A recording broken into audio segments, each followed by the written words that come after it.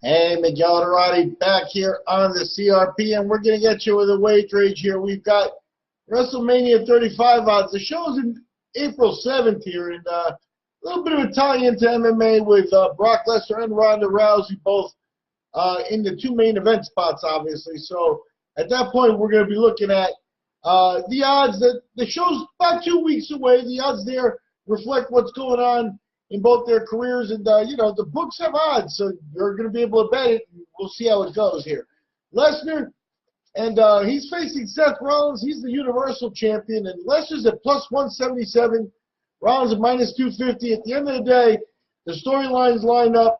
Lesnar loses the belt, probably, you know, in some way, shape, or form, loses the match or the belt or whatever.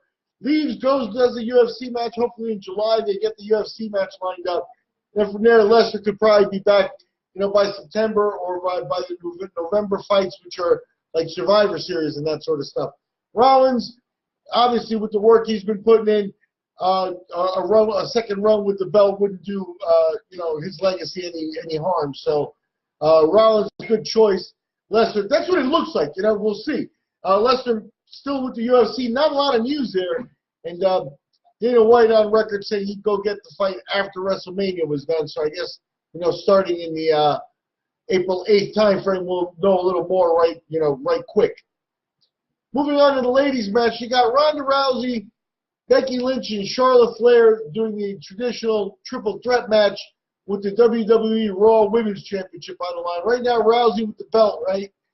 And she's at plus 325 to keep the belt. Lynch, Becky Lynch, she's the hot number, right? The Irish Lass kicker kind of thing. And now with the new nickname, The Man, which she's kind of copying, you know, the Ric Flair thing. And it's interesting to me. She's got all the heat. She's at minus 320, so she's favored to win here. And then, you know, it's pro wrestling, and that's the end of the day as far as everything you got to say there. The third person, the third wheel in the fight now, is Charlotte Flair. Now, Flair has already held the belt on several occasions. She's already known as the Queen, etc. And, you know, there's a lot to be said about being a second-generation fighter in the pro wrestling world. At the end of the day, Vince sometimes makes decisions, you know, while the program is running as to how they're going to go with something. And Charlotte Flair at plus 975 might jump out at somebody, you know, who's looking on the inside. That's all I can say. But, yeah, you got Ronda Rousey expected to lose the belt there. Not that she's coming back to MMA. I don't think that's going to happen. I don't know what she's doing with her WWE career there. She seemed to be in a cherry spot.